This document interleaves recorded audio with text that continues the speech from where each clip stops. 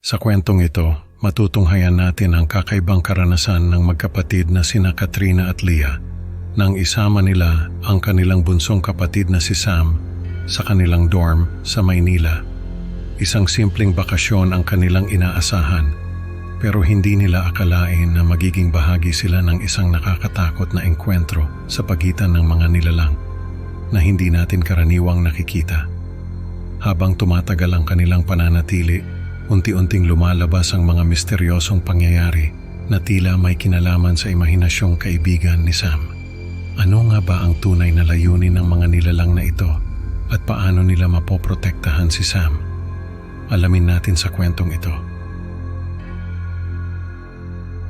May nakapagsabi na ba sa inyo na kapag daw ang isang bata ay nagkaroon ng imahinasyong kaibigan, ay dapat daw na mag-alala na ang mga magulang nito? Kasi posibleng may nakikita ito na hindi natin nakikita. Naranasan ko ito sa bunso naming kapatid na si Sam. Ako nga pala si Katrina. Nung mangyari ito ay 3rd year college ako. Ang kapatid kong si Leah ay 2nd year college naman. Si Sam ay 6 years old pa lang nun.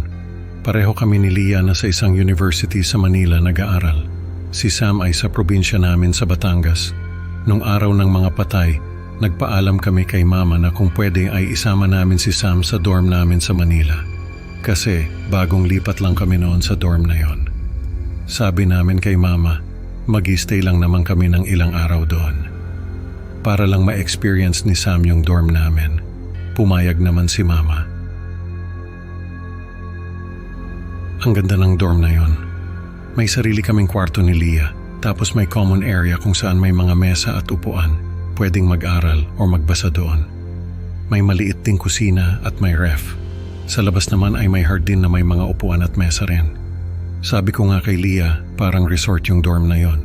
Kaya nga naisip namin na dalhin doon si Sam para makapagbakasyon kahit ilang araw lang. Nung unang araw namin doon, sabi ni Sam may nakita raw siyang duwende sa hardin. Tapos yun daw ang kaibigan niya. Natawa lang kami ni Leah. Inisip namin na imahinasyon lang ni Sam yon. Nung pangatlong araw namin doon, nagulat kami ni Leah kasi si Sam nagsabi na may kamag-anak daw kami na namatay. Nung tawagan namin si Mama, tama nga si Sam. Yung pinsan ni Mama na nasa Cebu, bigla na lang daw inatake sa puso. Naisip namin ni Leah na baka nga may nakikita si Sam na hindi namin nakikita. Tapos, nung pang-5 araw namin doon, may nawawala sa mga gamit namin. Minsan cellphone ko, minsan yung suklay ni Leah, minsan naman yung mga laruan ni Sam. Tapos, bigla na lang itong mag-a-appear sa kung saan. Yung cellphone ko, nakita namin sa ilalim ng lababo. Yung suklay ni Leah, nasa loob ng ref. Yung mga laruan ni Sam, nasa ilalim ng mesa sa common area. Tapos may music box dun sa common area na luma na, pero gumagana pa rin. Minsan naririnig namin na tumutunog yon kahit walang tao sa common area. Nung isang beses, naglalaro si Sam sa hardin. Tapos pumasok siya sa kwarto namin. Sabi niya, may kamag-anak daw uli kami na namatay. Nung tawagan namin si Mama, totoo nga uli. Yung kapatid naman ng lolo namin na nasa Cavite, inatake rin sa puso. Nung mga panahon na yon, natatakot na kami ni Leah. Gusto na namin umalis dun sa dorm na yon, pero hindi namin alam kung paano sasabihin kay Sam na umuwi na kami. Nung pang-10 araw namin doon, nilagnat si Sam. Hindi naman mataas yung lagnat niya. Nakahiga lang siya sa kama, tapos kami ni Leah, pinagpapalit namin yung pag-aalaga sa kanya. Ang napansin namin, pag dinadala namin si Sam sa common area, nawawala yung lagnat niya. Pero pag dinadala namin siya sa kwarto, bumabalik uli yung lagnat niya. Nung mga oras na yon, gusto na talaga namin umalis doon sa dorm. Pero sabi ni Leah, tapusin na lang namin yung bakasyon namin doon. Tapos, hindi na kami babalik kahit kailan. Nung isang gabi, nag-aaral ako sa common area. Si Leah naman natutulog na sa kwarto. Si Sam, magaling na yung lagnat niya, kaya natutulog na rin sa tabi ni Leah. Mag-aalas 12 na ng madaling araw nung biglang nahulog yung mga libro ko sa mesa. Nagtaka ako kasi wala namang hangin.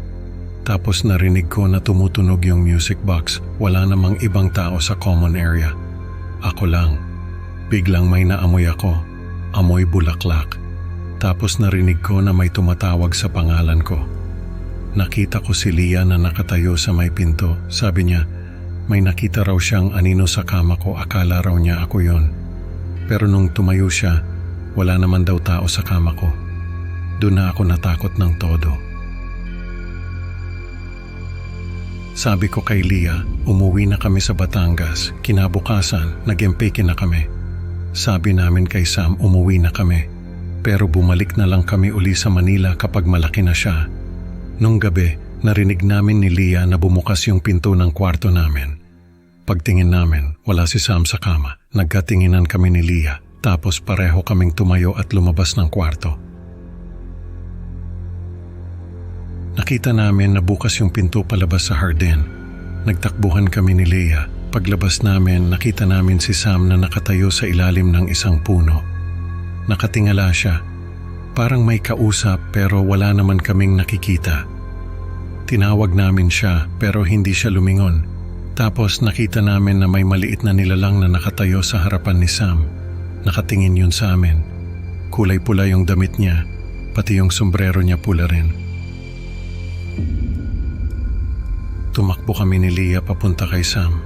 Pero bago pa man kami makalapit, biglang lumapit sa amin yung duwende.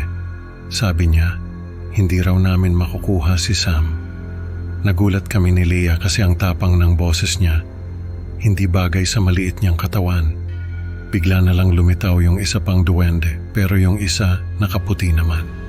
Sabi niya, hindi raw pwede kunin ni Pulang Duwende si Sam dahil kaibigan daw niya ito.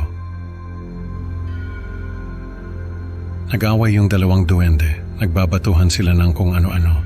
Tapos biglang tumakbo papalayo yung pulang duwende. Lumapit sa amin yung puting duwende. Sabi niya, siya raw yung kaibigan ni Sam. Pero hindi raw siya duwende, isa raw siyang diwata. Nagkataon lang na may pulang duwende raw na gustong kumuha kay Sam. Kaya nagpakita siya sa amin para balaan kami.